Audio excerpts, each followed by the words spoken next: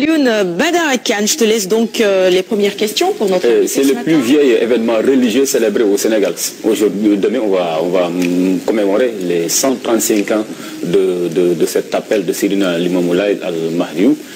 Aujourd'hui, nous avons donc le professeur Ababacar Laye Bass, disciple Laye, naturellement Laye. À chaque fois que vous voyez Laye, soyez sûr que ça, c'est déjà un disciple. Hein, Laye.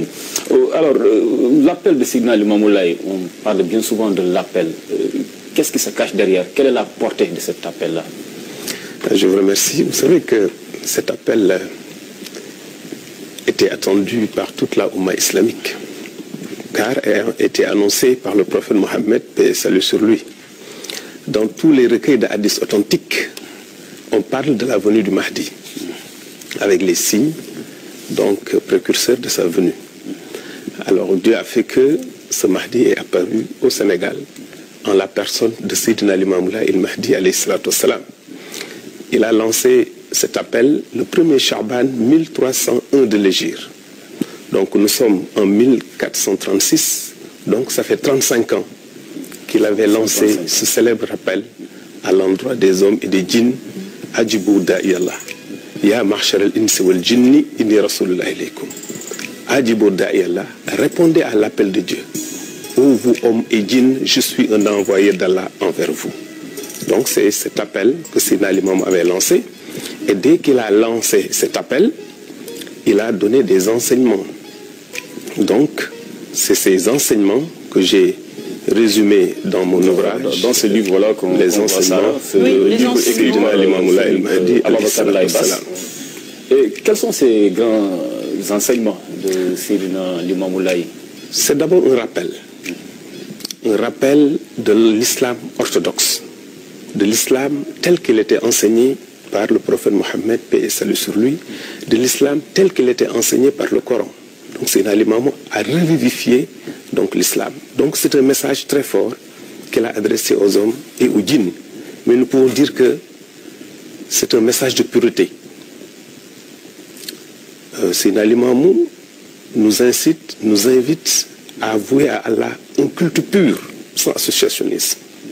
Donc vous voyez que ce que nous voyons dans le quotidien des Layènes, c'est le zikr de Kalimatullah ilaha illallah. Donc ça accompagne tous les actes du disciple Layène, le Kalimatullah ilaha illallah. C'est un message aussi de paix. Seydina Limamou a été un grand pionnier de la paix. Mais aussi, c'est un message d'unité. C'est pour cela donc que les Layènes portent bien souvent le blanc. C'est pour cela que son amour pour la paix. Son amour pour la paix, aussi pour la pureté. Donc le blanc, ça symbolise la paix, mais ça symbolise aussi la pureté, la propreté. Mais cette propreté, elle ne doit pas être seulement physique, mais elle doit être morale, elle doit être intérieure. Donc c'est quelques aspects donc, de l'enseignement de Seydina Limamou, mais aussi un message d'amour. Vous avez tout à l'heure parlé du nom de Laye. Laye, ça vient de Lahi. Donc ça symbolise l'égalité. Donc chez les Layènes, il n'y a pas de considération d'appartenance à une caste ou à une ethnie. Donc tous sont égaux, comme l'a enseigné le Saint-Coran. Alors l'autre particularité, en tout cas les autres particularités de la communauté Layène, d'ailleurs c'est le fait par exemple de donner très tôt son enfant en mariage ou bien de circoncire plutôt les nouveau-nés. Qu'est-ce qui se cache derrière ça? C'est quoi la symbolique? Bon, vous voyez que Dieu avait enseigné au prophète Abraham la circoncision. Donc il lui avait dit qu'il faut circoncire vos enfants au 8e jour de leur naissance. Le prophète Mohammed, paix et salut sur lui, a appliqué cet enseignement. Mais c'est des enseignements qui ont été délaissés. Donc dans les livres de Sunna, vous pouvez voir que le prophète Mohammed pratiquait la circoncision à bas âge. Il le pratiquait il a fait que revivifier, il a fait que rappeler. Donc même le mariage précoce des bébés filles, donc ce n'est pas un mariage qui est consommé aussitôt. Donc c'est une fois devenu adulte que l'homme et la femme donnent leur accord que ce mariage est consommé. Pourquoi ne pas attendre que les enfants soient carrément adultes pour célébrer leur mariage? Vous voyez, donc c'est pour pouvoir préserver leur chasteté. Quand tu sais que déjà tu es marié, tu n'as pas le droit de faire n'importe quoi.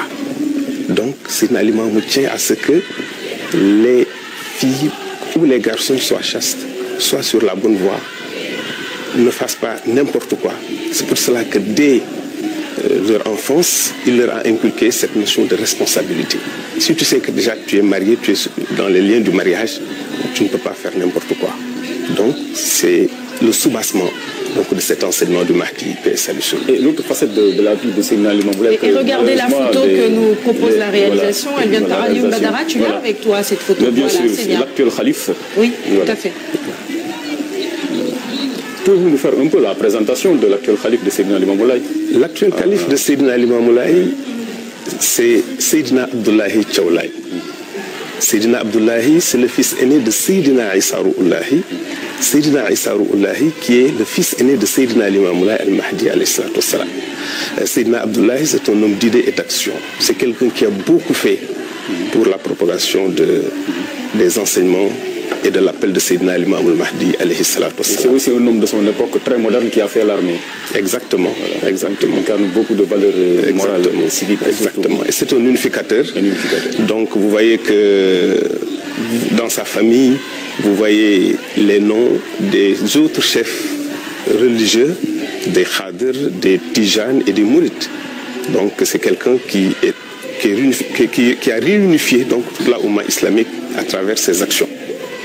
Je disais, voilà. Je voudrais juste peut-être lire un petit passage de votre ouvrage, Les enseignements de Seydina Limamou Laye, Ababakar Laye Bass, qui disait, par exemple, vous le dites dans votre ouvrage, Seydina Limamou accordait également une place importante au travail, considéré aussi comme un acte d'adoration divine. Il disait dans ses sermons, ne consommez et ne buvez que ce que vous avez gagné honnêtement, ne montez que sur ce que vous avez honnêtement acquis, ne portez que des vêtements honnêtement acquis. Exactement.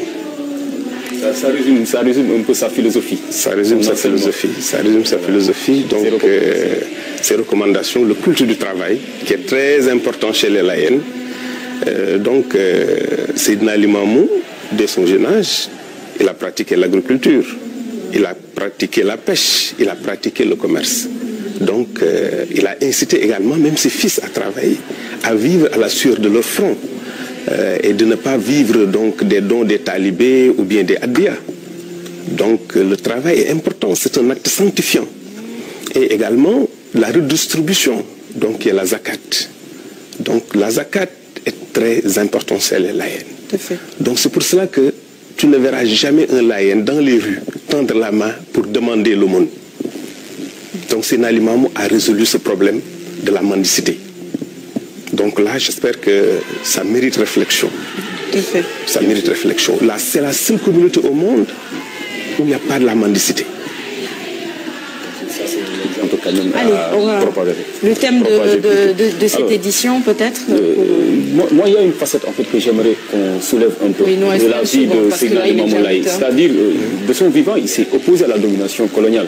Exactement. Ça lui a même valu d'être exilé à un moment donné à Gorée. Quelque part, pouvez-vous revenir avec nous sur... Seydina Limamou, dès qu'il a lancé son appel, il ne cessait de dire 3 ans, 3 jours, 3 mois. C'est 3 ans après son appel que les persécutions des autorités coloniales ont commencé à son endroit. 3 ans, c'était son exil à Guédiaga. Et 3 mois, c'était son incarcération à Gorée. Il a été emprisonné à Gorée pendant 3 mois. Et c'est après qu'il a été libéré.